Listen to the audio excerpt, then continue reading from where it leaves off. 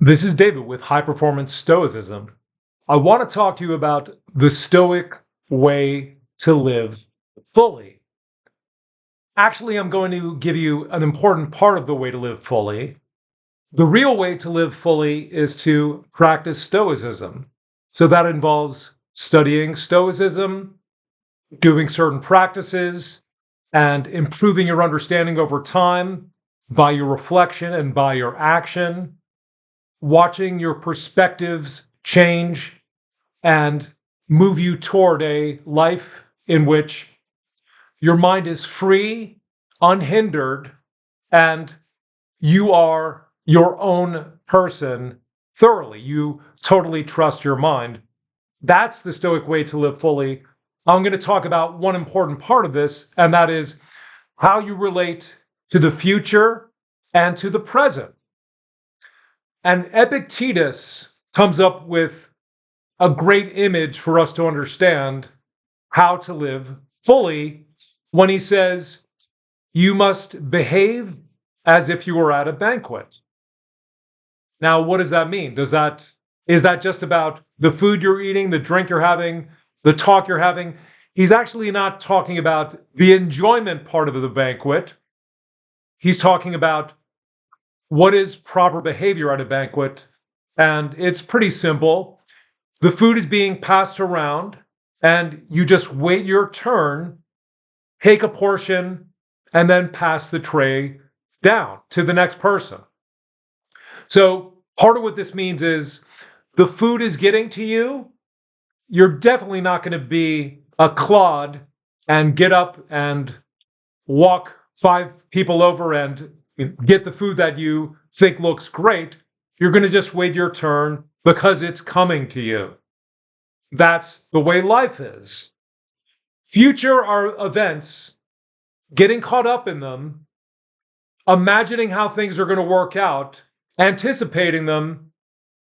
It's natural for us to do that. We build up things in our minds, but what we miss by doing that is what we can do in the present.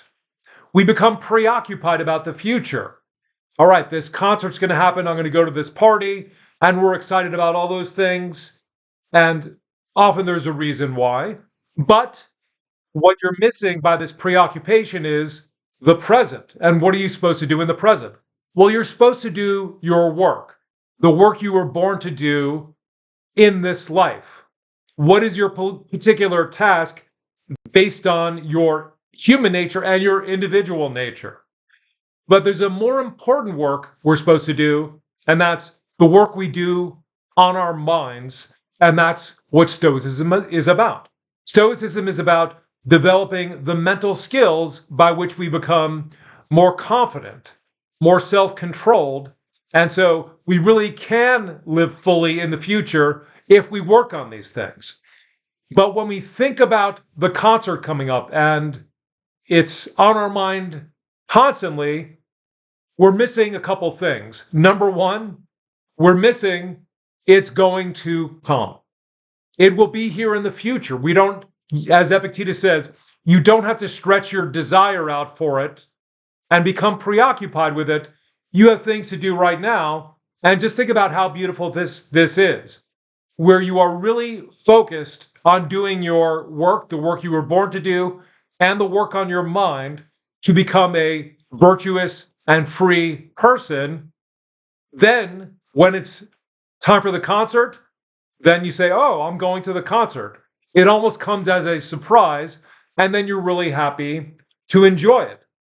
Meaning, and so there's a number of reasons, aside from what Epictetus gives, for why we shouldn't stretch our desires out to the future. One of them is because what we picture in our mind is not what's going to happen, and what if we build it up in our mind as this is going to be the greatest thing, then when we get there, we see the concert. Most people would say it was great, but we built up something of our own imagination in the meantime. And so then by contrast, it's all right. It's pretty good, but I built up something better. Well, don't do that. Now we can extend what Epictetus is saying about the future using the image of the banquet once more to say, don't stretch your desire or your longing for the past. Many people live in the past. The one concert they went to 5 years ago, nothing is compared to it because they've been hanging on to it. And then they've been thinking about the next concert. Oh, I hope it's as good as that one concert I went to, that U2 concert I went to several years ago. So that is the other side of this, that we shouldn't stretch our desire out to the past. And many people do that, who we say, you're living in the past. So just by doing the work you're doing, recognizing the concert's going to come, the party's going to come, it will be of some quality. It will be bad, it will be okay, it will be decent, it will be good, it will be amazing and unforgettable. Let life show you what it is. And aside from living fully by thinking in terms of this banquet image, there's a couple other things you're going to do. If you haven't thought of it already, what you're going to do is you're going to be focused on reality more. You're going to be focused on real life. And that's what's going on around you. Another thing that's really important for a lot of you is you're going to be focused, you're going to be better focused on what you're doing.